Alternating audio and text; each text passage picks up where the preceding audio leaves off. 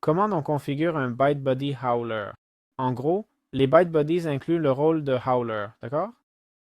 Ce qu'il fait, c'est qu'il donne, bon, faut le donner au coffre et il va transférer des objets d'un inventaire à un autre. Ce rôle sert à déplacer des ressources entre points de stockage quand tu produis déjà des matériaux avec des mineurs, des farmers, sans dépendre du joueur. Bon, il n'y a pas grand-chose d'autre, d'accord?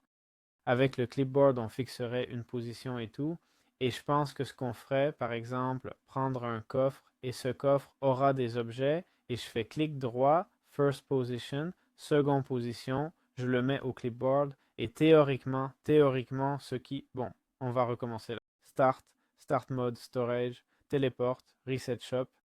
Et théoriquement, bien sûr, il devrait déplacer les objets d'un coffre à un autre.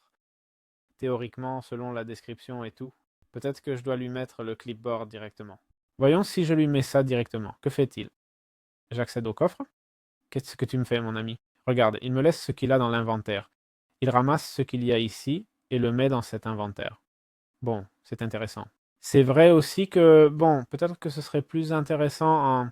Enfin, je comprends que les compagnons vont automatiquement déposer les objets dans un coffre, mais bon, à quel point tu as besoin d'un compagnon juste pour déplacer des objets d'un endroit à un autre?